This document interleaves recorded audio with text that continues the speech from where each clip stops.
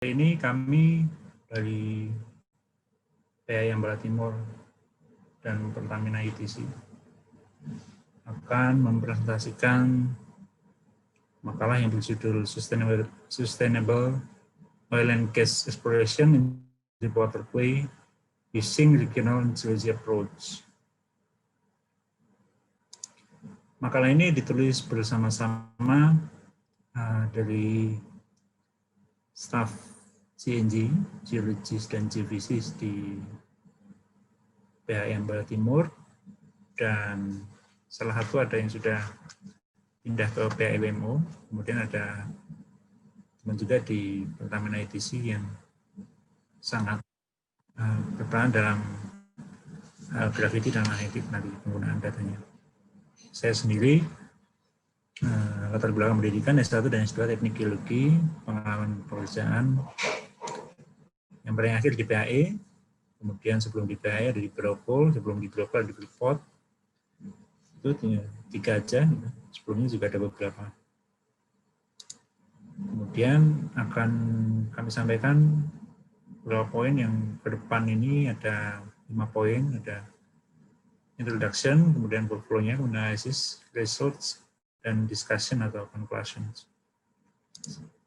Oke, untuk secara sekilas, introduction-nya adalah area studi ini berada di offshore deepwater, bagian timur dari Provinsi Kalimantan Utara. Kemudian area ini dikelilingi oleh banyaknya sumur atau lapangan minyak dan gas, baik yang discovery, exploration, maupun yang sudah production. Kemudian data available yang ada di studi ini, di area studi ini adalah data seismik, kemudian data sumur. Ada 4 data line seismik yang berbeda-beda vintage, mulai tahun 70-an, 80-an, dan 90-an juga. Nah, data-data yang berbeda vintage ini juga ada yang bisa disilangkan, dijahit, ada yang tidak bisa disilangkan, berdiri sendiri dia, seismik lainnya, terutama yang paling timur. Kemudian di dalam area juga ada satu sumur yang dry, ya kita namakan well B, di bagian barat dari area studi.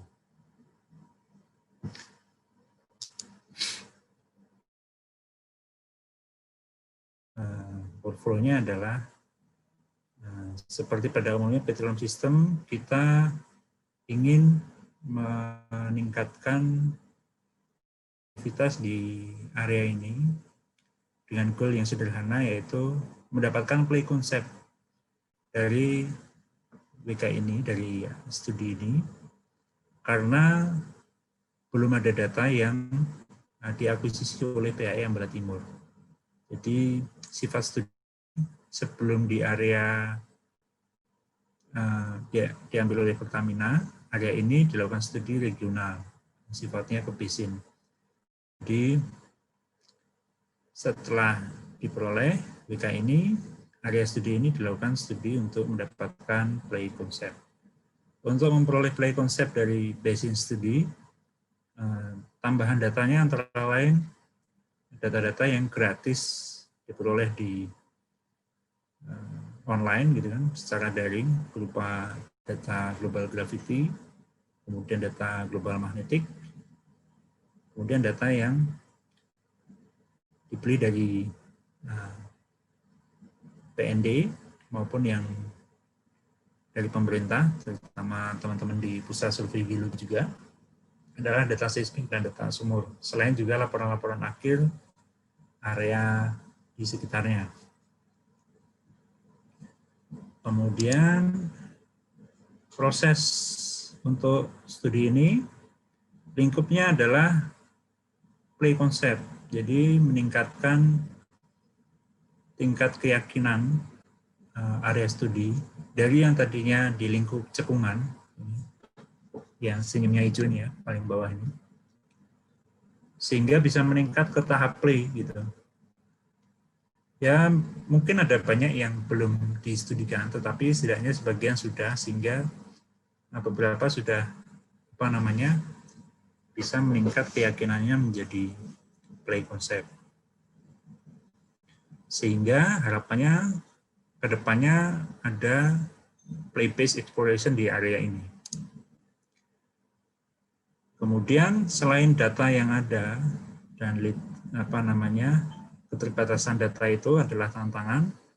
Untuk mengatasi tantangan itu supaya meningkat perspektivitasnya, studi di area ini menggunakan analog. Analognya adalah cekungan Sabah dan cekungan Baram yang ada di barat laut Pulau Kalimantan, tepatnya di lepas pantai wilayah dari negara Malaysia, di mana di Sabah dan Baram, cekungan Sabah dan cekungan Baram ini sudah sangat banyak temuan lapangan migas yang sudah berproduksi dan sudah banyak fasilitas seperti yang bisa dilihat di peta paling kiri. Analognya ada di sini, jadi cukup banyak ini.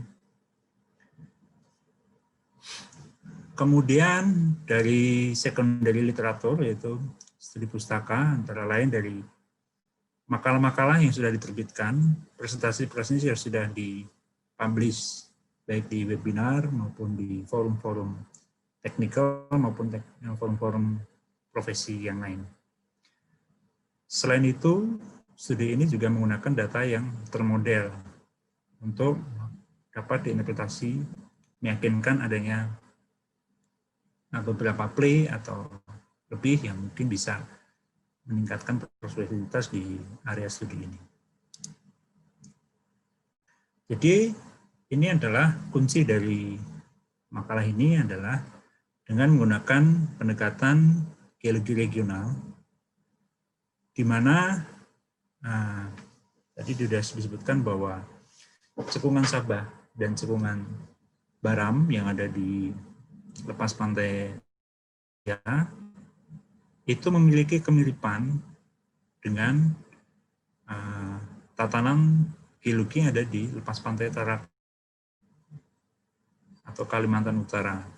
Kesamaannya ada dua paling tidak, yaitu bahwa sumber sedimennya itu sama, yaitu di Kucing Haik. Saya lebih cenderung untuk mengistilahkan Sabah orogeny ya, karena di sini ada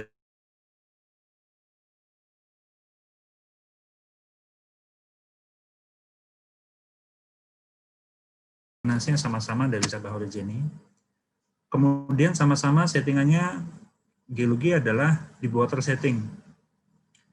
Ini di section pertama yang di Baram atau Sabah itu setting, kemudian yang di cekungan Tarakan itu juga di water setting. Nah, area ini, studi area ada di sini, diproyeksikan, nah adalah area studi. Konsep dengan data yang minimal, kita paling enggak sudah ada konsep di pikiran bahwa kita menghadapi tatanan tektonik yang di cekungan Tarakan ini, di sini ada sifatnya ekstensional, kemudian ini gravitasional, kemudian di sini istilahnya kontraksional ya, lebih suka saya mengistilahkan kontraksional daripada kompresional. Gitu. Kemudian baru relax menjadi sesuatu sedimen yang menerus sampai ke Sulawesi.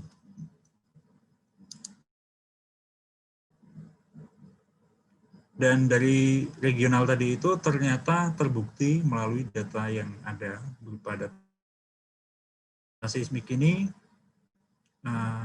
meskipun menyentuh bagian paling barat dari area studi, tetapi paling tidak ada beberapa play yang muncul yang nampak dalam seismik tersebut. Antara lain toe thrust, ya kan? Toe thrust itu ada di bagian yang toe thrust ini, di bagian sesar naik.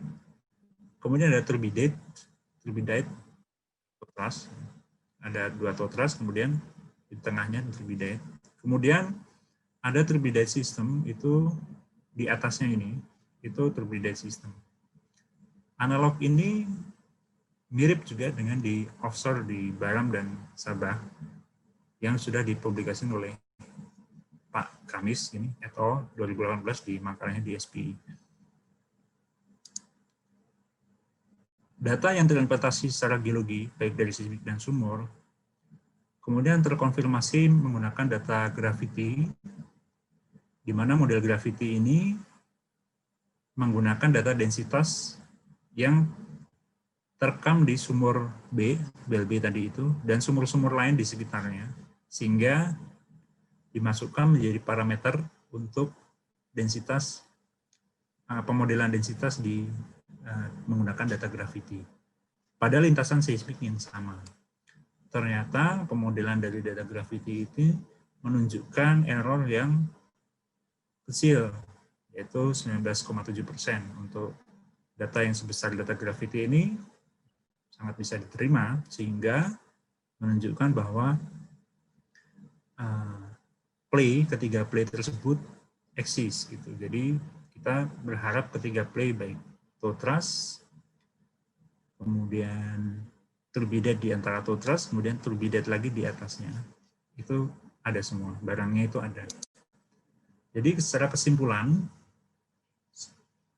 itu dari regional geologi tersebut ada 3 play, baik toe thrust system maupun di turbidite di antara toe thrust dan turbidite di atasnya. Dan dari data gravity magnetik yang bukan penampang, dari data gravity magnetik yang berupa peta, diinterpretasikan bahwa ada satu subcekungan di bagian paling ujung barat laut dari studi ini. Sehingga karena adanya subcekungan, kita namakan subcekungan Ambalat, memungkinkan bahwa subcekungan ini bisa menjadi cekungan hidrokarbon yang menambah keyakinan untuk prospektivitas di area ini dan sustainability addition untuk di area studi ini. Karena cekungan ini juga cukup hampir sama dalamnya dengan cekungan subtarakan, subcekungan Tidung, dan subcekungan Muara. Demikian presentasi dari kami. Jadi ini foto-foto yang bisa dikumpulkan untuk tanggal 15 nanti sampai 18. Ini timnya, cukup banyak. Terima kasih, waktu dan tempat saya kembalikan ke panitia.